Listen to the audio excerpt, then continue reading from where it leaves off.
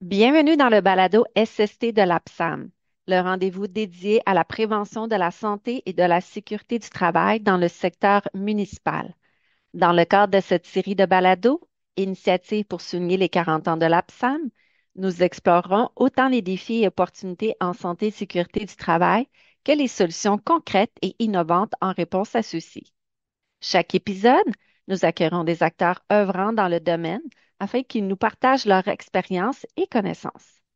Alors, installez-vous confortablement et surtout de manière ergonomique. Embarquons ensemble vers une meilleure prise en charge des risques dans le secteur municipal. Bienvenue à toutes et tous et bienvenue à ce deuxième épisode de notre série de 4, la prévention dans les petites organisations, initiatives et exemples. Je m'appelle Julie Girard, je suis conseillère en formation et andragogie et j'ai l'honneur d'animer le balado SST de l'APSAM. Aujourd'hui, nous avons la chance d'accueillir deux invités de marque pour venir discuter de la prise en charge de la SST dans nos petites organisations municipales et surtout d'initiatives pour faciliter celle-ci. Tout d'abord, notre première invitée est Madame Annie Jacques, directrice de la municipalité de Fortierville. Son engagement et sa vision envers la SST sera assurément en inspirer plus d'un.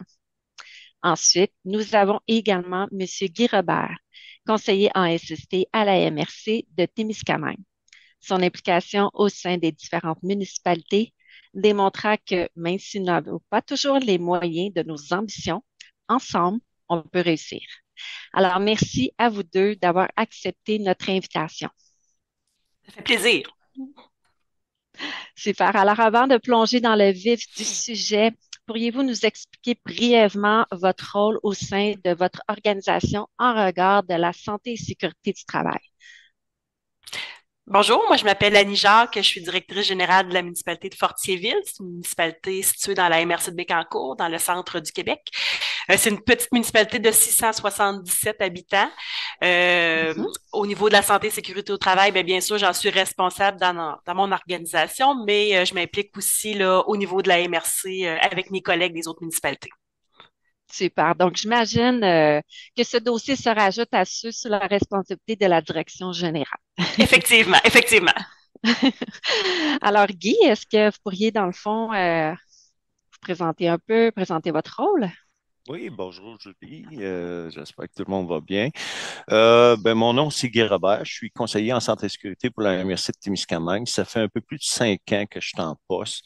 Et puis, mon rôle au Témiscamingue, c'est de représenter l'ensemble des municipalités sur le territoire. On est Mhm, 19 municipalités, un territoire non organisé, un vaste territoire à mhm. représenter. Donc, je suis en appui dans le rôle de ce qui concerne la santé et sécurité avec les municipalités. Euh, Mon rôle au début, évidemment, il était beaucoup plus en collaboration avec les directions générales de chacune des municipalités. Aujourd'hui, mon rôle s'est élargi, évidemment, avec tous les OK. secteurs d'activité, autant les travaux publics, autant les employés de la MRC que les employés de l'éco-centre aussi. C'est vraiment très intéressant. Merci à vous deux. Donc, maintenant que nous avons une idée de votre rôle, ça serait quoi, dans le fond, les défis spécifiques auxquels sont confrontées justement les petites organisations en ce qui concerne la prise en charge en SST? Alors, Annie ou Guy, allez-y. Oui, je peux y aller. Au niveau des petites municipalités, ce qui est difficile, c'est que premièrement, on n'est pas des grosses équipes. On est peu d'employés. Souvent, dans une municipalité là, autour de 1000 habitants, il y a un ou une directrice générale, un adjoint, des fois à temps partiel, quelqu'un aux travaux publics, un aide à temps partiel aussi. On n'est pas des grosses équipes, donc c'est quand même difficile là, de faire des suivis puis de s'assurer qu'on est correct dans tous les départements. Euh, Mhm, Ce qui est difficile aussi, c'est qu'on n'a pas beaucoup de ressources financières. On n'a pas beaucoup d'équipements, mais pas de ressources financières. On sait souvent que ça nous prendrait tel équipement, mais on mhm, n'a pas les sous pour l'acquérir. Là, c'est ça qui est assez difficile. Pour des choses, des fois, qui vont servir une fois par année, une fois par 2 ans, par 5 ans, oui. c'est difficile de convaincre les élus de faire ces achats-là souvent, même si on sait que c'est important. J'entends vraiment au niveau là, du manque de ressources, mais à tous les niveaux, là, c'est ce que Oui, autant j'entends. ressources humaines que ressources Que- matérielles, financières. Oui, exactement. OK, parfait. Pour vous, Guy, dans le fond? Ben, je pense que Annie en a énuméré les principales défis que font face les municipalités. Les ressources humaines, on comprendra, nous autres aussi. On a des municipalités qui sont un petit peu plus grandes. Là. On a des municipalités qui approchent les 2000 habitants, mais on a des petites aussi organisations dans notre secteur où OK. là aussi, on est confronté à une DG, un adjoint, deux employés des travaux publics. Donc, les municipalités ont ces défis-là en partant. OK. Les tâches dans les petites municipalités, si je dirais pas qu'elles sont aussi lourdes que dans les grandes, mais il y a beaucoup de Mhm. choses à faire. La pile est toujours épaisse, c'est jamais le bureau, jamais vide. Et des Oui, oui. fois, ils ont tendance, ben, je dirais pas tendance, mais l'être humain étant ce qui est, ben, on fait le plus facile, on fait ce qu'on connaît le mieux, et Mhm. puis le restant, ben, va en dessous de la pile, va en dessous de la pile. Et puis, quand il arrive des équipes restreintes, des éléments financiers restreints, ben, je trouve Ouais. que les municipalités, des fois, ont de la misère à s'organiser, de dépenser des sous, des efforts dans un dossier qu'ils ne maîtrisent pas si bien que ça. Tu sais, ça va bien J'entends. faire un compte de taxes pour des DG, ça va bien faire des choses qui sont redondantes, mais d'embarquer dans un dossier comme la santé-sécurité, ben, c'est un peu comme faire un plongeon dans le vide pour eux autres. Et Oui. puis là, on a les citoyens qui regardent les dépenses, les investissements. Annie l'a Mhm. mentionné, acheter des équipements pour une, deux, trois Deux, fois par année, ça tout à peut fait. être un défi en soi. J'entends. Puis non, non, je comprends que vous avez quand même des défis un peu similaires, là. Donc, en fait, afin de répondre à ces enjeux et d'amélioration, la prévention, vous faites toutes les deux parties de l'initiative qui vise justement à faciliter cette prise en charge. Donc, l'APSAM souhaite, par ce balado, partager vos expériences afin que d'autres organisations puissent s'en inspirer, d'autres petites organisations. Donc, de ton côté, Annie, tu fais partie d'une table régionale, donc Oui. composée de directeurs généraux, où il a été décidé inclure un point sur la santé et la sécurité du travail. Puis, dans le fond, ça, c'est fait à chaque rencontre. Je pense que vous rencontrez à peu près à les fréquences de 6 à 8 semaines. Donc, la présence et le soutien de conseillers en prévention de l'APSAM, donc un collègue, vient également bonifier cette initiative. Donc, ça s'est passé comment, Annie, l'idée de mettre la SST à l'agenda de ces rencontres de DG? Bon, nos rencontres de DG ont commencé il y a quelques années. On était seuls, là, chacun de notre côté, puis on ressentait le Mhm. besoin de s'entraider. Des fois, c'est des sujets qui sont complètement banals, mais juste d'aller chercher l'appui ou de demander l'avis d'un collègue, ça fait toujours du bien. On avait Oui. commencé ça, ces réunions de DG-là, on se réunissait peut-être 4 fois par année environ. On se OK. réunit, toutes les municipalités de la MRC. On se réunit à une municipalité qui est au centre de notre MRC là, pour limiter les Mhm. déplacements, pour que ce soit plus facile pour tout le monde. Puis, c'est souvent moi qui est facilitatrice. Là. Je vais Oui. récupérer là, entre les réunions les sujets de tout le monde. Je fais l'ordre du jour. OK. J'invite, s'il y a des gens invités, je les invite. Donc, c'est venu tranquillement sur le sujet là, que la santé et la sécurité au travail, ben, on avait des nouvelles obligations. Les DG trouvaient ça lourd, ne savaient pas comment s'y prendre, ne savaient pas par où commencer, Mhm. il n'y avait pas le temps de s'en occuper. Donc, on Oui. a fait venir Pascal Gagnon, qui est notre conseiller là, dans le Centre du Québec au niveau de l'APSAM, qui est très Mhm.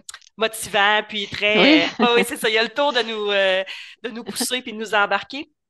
Donc, on l'a fait venir, ben, on le faisait venir assez régulièrement pour quand il y avait des nouveautés là, en matière OK. législative. Puis là, c'est ça. Pour la politique santé, sécurité au travail, on l'a fait venir, on lui a dit qu'on savait pas par où commencer. Puis comme on est des municipalités qui ont un peu toutes la même réalité, ben, il nous a dit pourquoi vous faites pas, on fait pas quelque chose ensemble, tout le monde. Ben Fait que oui. c'est comme ça. On a eu des rencontres par Teams, quelques fois avec OK. Pascal. Là, on est rendu à l'étape de faire l'inventaire de tous les travaux qui se font dans chaque municipalité parce que veut pas, ça se ressemble beaucoup. Puis Mhm. après ça, là, au mois d'avril, on a une prochaine rencontre, puis on va commencer l'élaboration de notre politique. OK, mais en fait, là, je vais juste sauter sur l'occasion. Dans le fond, là, vous venez de parler de les retombées un peu. Donc, si, mettons, vous y allez un petit peu plus loin, là, pendant un an, je pense que vous avez travaillé avec Pascal par rapport Oui, à un plan d'action. Et là, vous êtes en train de faire l'inventaire des tâches. Dans le fond, oui. c'est ce que je comprends. OK, parfait. Puis, est-ce que vous pourriez peut-être nommer quelques retombées concrètes sur la collaboration dans vos organisations, là, des différentes municipalités? Oui, ben, je pense que c'est certain que si on ferait pas cette collaboration-là, il y aurait plusieurs DG qui n'auraient pas encore commencé leur travail à ce sujet-là. Ça les OK. décourageait trop. Moi-même, j'essaie de m'impliquer le plus possible en santé, sécurité au travail, mais comme Guy disait, là, j'ai mon gros cartable, là, il est pas loin, il est à côté, mais je devrais l'ouvrir plus souvent que ça. Oui. Je sais qu'il est là, je sais que ça existe, je sais que j'ai des obligations, mais souvent ça passe après Oui. d'autres choses qui sont plus pressantes. Donc, c'est ça. Je pense que la retombée, c'est de faire bouger les choses, puis de forcer les gens à réfléchir plus, puis à s'impliquer dans ce sujet-là qui est souvent un peu mal aimé, là. OK, Puis en parfait. travaillant ensemble, ben, c'est ça, ça nous aide à aller plus loin, puis à pousser nos discussions, nos réflexions ensemble.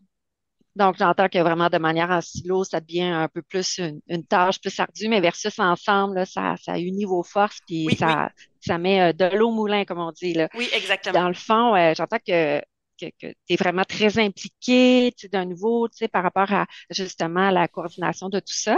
Mais de quelle manière est-ce que les directeurs généraux, dans le fond, coordonnent, tu sais, l'ensemble de tous les efforts là, pour faire justement avancer, progresser le dossier?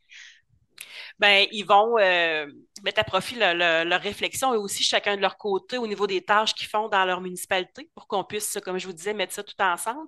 Puis, c'est sûr qu'ils sont toujours tous présents. Là, à chaque fois qu'on a un team avec Pascal de l'APSAM, ben, tout le monde est là, tout le monde veut avancer. Fait que c'est ça Oui. qui aide, là, puis qui motive les troupes. OK.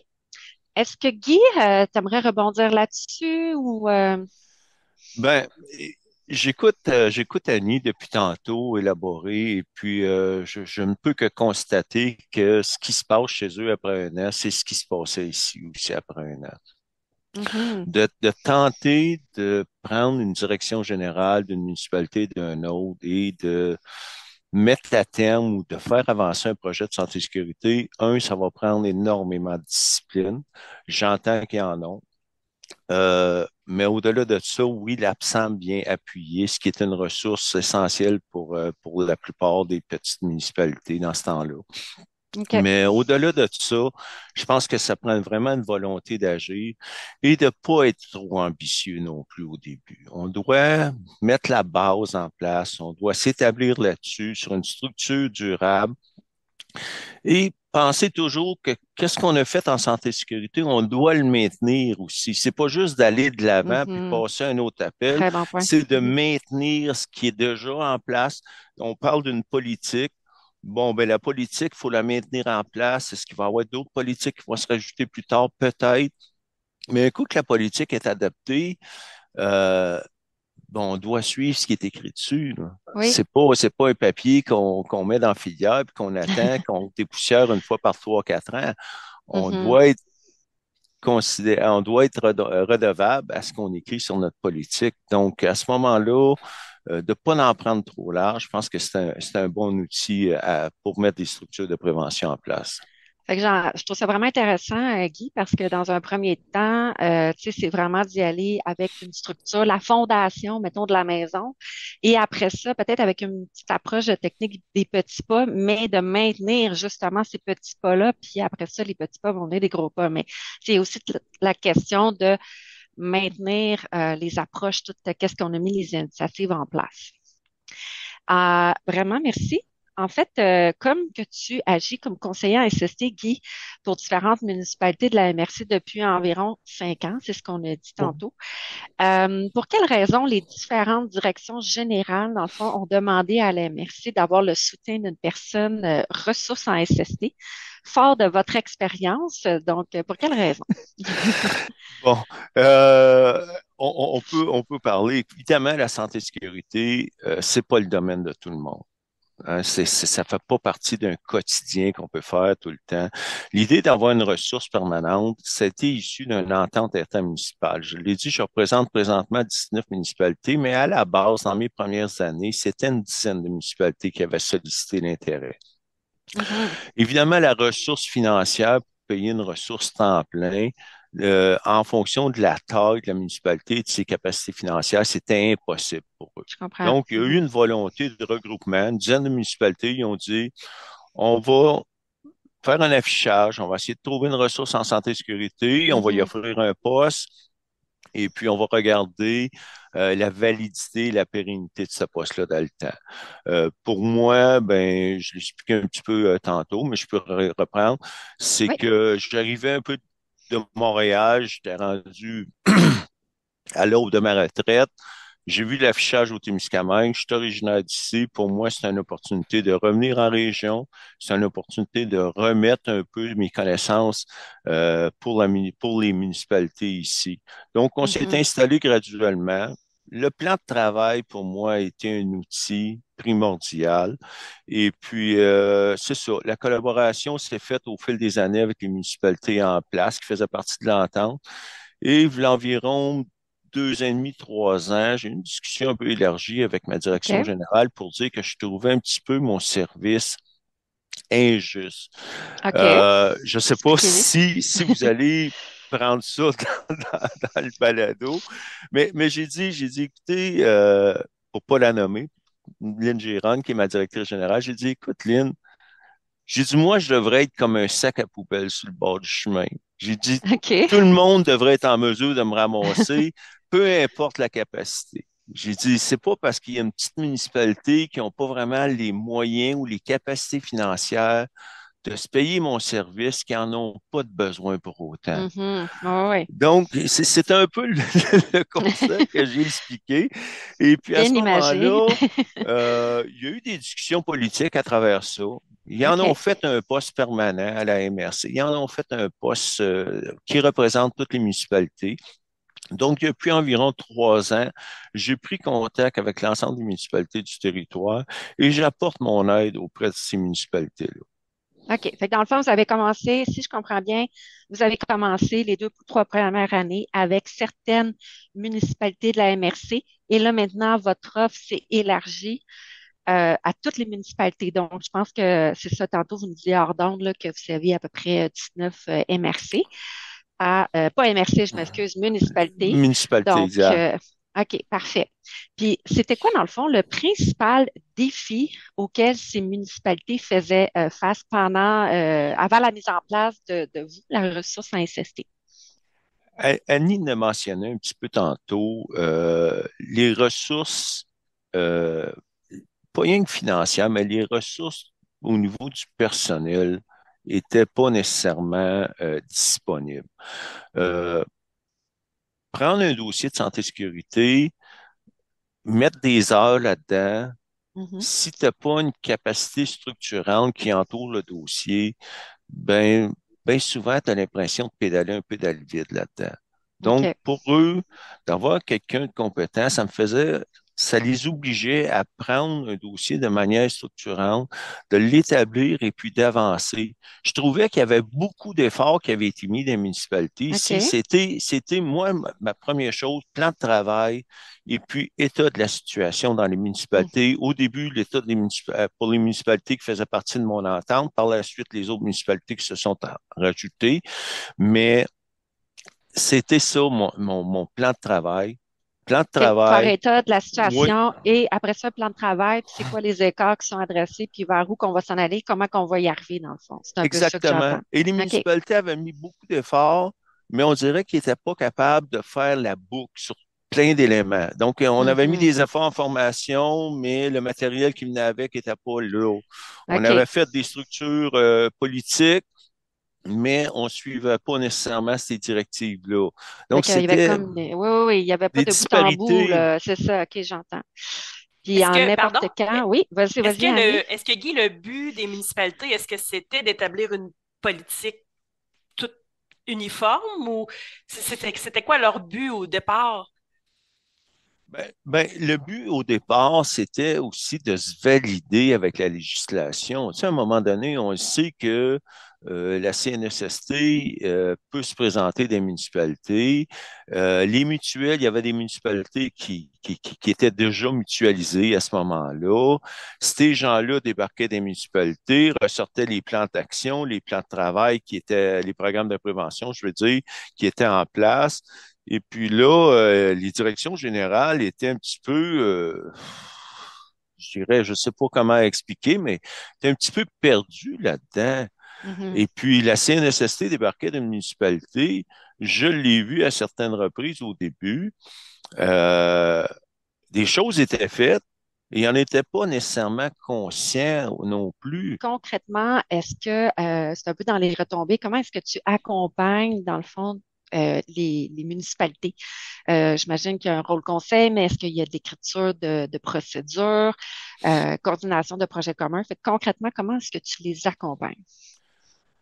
Sur une période de 5 ans, mon rôle a changé pas mal. Au Mhm, début, je faisais beaucoup de rencontres avec l'ensemble des DG, ceux qui faisaient partie de l'entente. Et puis, c'était beaucoup au niveau de la verbalisation ou du vocabulaire en santé et sécurité. Leur faire comprendre un peu leurs obligations primaires en santé et sécurité. Et mhm. puis, par la suite, c'était de développer les programmes de prévention. Dans le secteur OK. municipal, on a l'obligation d'avoir un programme de prévention. Avec la modernisation de la loi, ça l'est Oui. encore plus. Mhm, On a des municipalités qui ont plus que 20 employés, donc ces gens-là avaient l'obligation de tenir des comités de santé et sécurité, chose qu'ils ne faisaient, qu'ils ne faisaient pas. La structure d'un comité de santé et sécurité, c'est important aussi. Et puis, donc, moi, c'était un peu ça mon rôle, de les accompagner pour déployer à bon escient les efforts et le temps et les ressources financières en santé et sécurité. OK. Il y a eu des points cruciaux qui ont été mis en place avec les municipalités. Évidemment, ça ne s'est pas tout développé d'un même niveau. La mise en commun était un autre élément de ma part. On parlait de OK. politique, j'entendais Annie de faire un développement de Mhm. politique. Quand on est similaire, ça donne à rien de se bâtir 19 politiques différentes. Notre volonté d'avancement Il ou y a une notre volonté, uniformité, là. Je comprends. exactement, exactement. OK. C'est un peu comme Annie et Annie, tu sais, au début, ben, c'est ça, là, l'objectif, c'était de moins travailler en silo, mais en collaboration. Fait que j'entends que c'est un peu le même principe. Et dans le fond, est-ce qu'il y a eu, dans le fond, des exemples d'initiatives que vous pourriez peut-être nous partager? Je parle aux deux. Je sais pas, partage de caissons, d'étançonnement, par exemple, tu sais, comme on achète un équipement ou... Tu sais, vas-y, tu veux-y aller ou je Non, peux y non, aller, vas-y, Annie? vas-y. Bon, Ah, elle va prendre son tour après. évidemment, ce côté-là, les ressources financières, c'est un point commun qu'on a tous dans les petites organisations. Mhm. Euh, on n'invente rien ici au Témiscamingue, mais on est capable de regarder ce que les autres font et puis on est capable aussi d'avoir des initiatives pour le faire. OK. On a une Pourriez-vous me équipe, partager des oui, exemples d'initiatives? on a une équipe ici qui a été mise en commun pour le service en eau potable, eau usée. OK. La législation qui entoure ça est quand même assez compliquée. Je n'entrerai pas dans les détails là-dedans parce que c'est pas mon dossier. Mhm. Mais tout ce qui encadre cette équipe-là, donc le personnel du service en eau, on voyait qu'il y avait des lacunes en santé et sécurité, notamment au niveau des excavations. On a un égout qui est bouché, on a un raccordement d'eau à faire ou à Oui. changer, un bonhomme au chemin, des choses comme ça qu'on appelle des valves. Donc, ces gens-là n'avaient pas l'équipement nécessaire. Mhm. Donc, on a mis en place des équipements communs qui sont partagés dans une Entre. entente entre les OK. municipalités. OK. L'achat s'est fait, mais on a mis aussi d'une façon à ce que ça soit utile. Donc, on a un caisson d'étançonnement qui est sur une remorque, qui s'attache après tous les véhicules qu'on a dans chacune Ah, des OK. municipalités. Donc, une municipalité va aller sur une espèce de calendrier, dire moi, je prévois OK. Il y a comme un où j'ai calendrier une commun. urgence, OK. où j'ai une urgence, et puis là, je m'en vais chercher la cage d'étançonnement avec tous les panneaux de signalisation. Donc, c'est un clé Hmm. en main que la OK. municipalité va récupérer. Elle peut aller le récupérer la veille, elle va donner à peu près sa disponibilité. C'est rare qu'il y ait un chevauchement au niveau de l'appareil. L'autre OK. chose aussi avec l'équipe spécialisée en Puis eau, après, je vais aller à Annie parce que oui, oui, c'est beaucoup d'exemples. c'est l'achat de mise en commun d'équipements spécialisés pour l'entrée en espace clos. OK. Oui, les On espaces peut clos. comprendre que tous les appareils, détection de cas de gaz, les appareils de Oui. ventilation, tout ça, ça doit être calibré. Les municipalités en avaient tous, c'était tous un peu désuet, est-ce que c'était OK. recalibré? Donc, c'est des choses qu'on a mises en commun. Pour OK. nous, c'est un élément important. La sécurité en espace clos, Donc, on s'assure que les inspections soient faites pour toutes les, justement, tout ce qui est les équipements communs, que ça soit toujours comme prêt à utilisation, puis comme vous dites, un clé en main. exactement. Alors, Annie, est-ce que tu aimerais rebondir là-dessus ou Ben, partager? je trouve Oui, ça très inspirant ce que Guy dit, parce que nous, vois-tu, on n'est pas tout à fait rendu là encore dans notre démarche, là. On est un peu au début. On sait oui, qu'il y a des municipalités qui ont déjà des équipements, d'autres, comme nous, on n'est pas très équipés, là, on n'a pas rien. Donc, on veut essayer de faire des ententes là, entre nous pour OK. louer, là, c'est ça, les équipements. Mais je trouve ça intéressant ce que Guy dit là, par rapport à la cage d'étançonnement. C'est un équipement qui est très, très coûteux, qui ne sert pas si souvent. Mais je trouve Mais ça qui est intéressant. très De quelle façon, utile. Guy, vous l'avez financé? Toutes les municipalités l'ont acheté ensemble?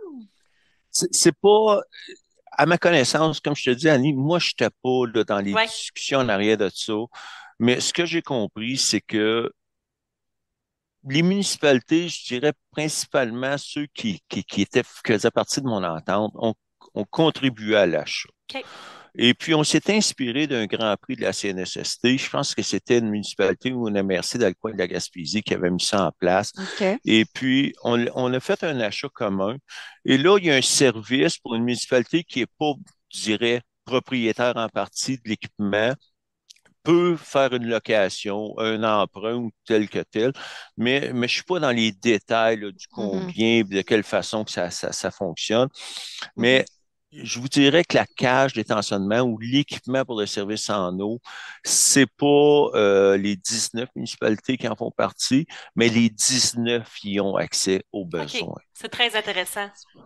J'aurais peut-être une autre question. Dans le fond, est-ce que vous auriez, dans le fond, tu sais, là, vous avez nommé plusieurs améliorations. Tu sais, là, j'entends que Guy, de votre côté, tu sais, ça fait quand même plus longtemps. Donc, mais y aurait-il une réussite particulière là, que vous aimeriez souhaiter partager, dans le fond? Un coup de cœur. Pas obligé d'être gros, là. C'est déjà là, Ben, le fait, pour ma part, là, juste le fait qu'on soit capable de s'asseoir ensemble, puis avoir de un point. travailler ensemble, puis d'avancer, ça développe nos liens, ça développe les discussions. Je trouve ça, c'est pas grand-chose, mais c'est super intéressant, puis c'est Non, non, non, c'est un gros, là. début là, vers quelque chose de plus grand. Tout à fait, tout à fait. Et Guy? Ben, moi, ce que je peux féliciter les municipalités, puis je veux pas être imbu de moi-même, mais c'est l'embauche de la ressource. Tu sais, c'est Mhm. pas moi comme tel, mais c'est vraiment la C'est là. mise en commun d'une ressource Un conseiller en spécialisée. santé. Et voilà. Et puis, Mhm. si je peux rajouter là-dessus, de façon imagée, 19 municipalités, près de 300 travailleurs municipaux, si on prend les cols blancs, les cols bleus, sans compter les 180 pompiers volontaires. Oui, Là-dedans, il y a des temporaires, hein, on a des oui, permanents, on a des temporaires. On a des bénévoles aussi qu'on doit aussi encadrer parce que l'ensemble de nos festivités, il y a beaucoup tout de à travaux fait. qui se font avec des services de bénévolat. Mhm. Ces gens-là deviennent tout un peu imputables. Comment pensez-vous qu'une organisation dans le milieu du travail pourrait avoir une entité de 300-400 travailleurs sans avoir un encadrement spécialisé en santé et sécurité? Mhm. Tout à fait. Moi, je le regarde un peu décollé. On peut se prendre de façon un peu plus micro, puis regarder, dire, ah, ben, nous autres, on est 600, on est 1000, on est deux TP, Oui, deux travaux publics, un, deux dans le bureau. Tu sais, on n'a pas tant que ça à faire. Mais si oui, on regarde le oui, oui, portrait de oui. plus loin, on est une grosse entité, le réseau Tout à municipal au fait. Témiscamingue. C'est une Mhm. grosse organisation. On comprend la multitude des services qu'on doit offrir, qu'on doit faire. Pour moi, c'est un incontournable que la ressource en santé et sécurité était essentielle. Et là, je vois le temps qui file et je vous remercie vraiment de tous vos partages. C'est vraiment très inspirant de vous entendre. Ça démontre qu'en dépit des défis rencontrés, dans le fond, dans les petites organisations en matière de SST, mais je pense que c'est encore possible là, de progresser, notamment avec une approche proactive et collaborative à l'engagement de l'organisation, puis à une gestion réfléchie des ressources disponibles. Moi, c'est ce que j'entends depuis le début. Donc, pour conclure, pour ces échanges très enrichissants, quels conseils est-ce que vous aimeriez partager avec d'autres petites organisations désireuses d'améliorer la SST de leur personnel? Je pense qu'il faut pas que les petites organisations se découragent puis pensent que c'est impossible d'y parvenir malgré le manque de ressources. L'APSAM est là pour nous aider. Les gens de l'APSAM sont de bons conseils, sont toujours présents, disponibles. Il faut utiliser les ressources qui sont mises à notre disposition. Puis s'inspirer aussi de d'autres MRC ou d'autres municipalités là, qui sont plus Oui, avancées que nous. super. Guy?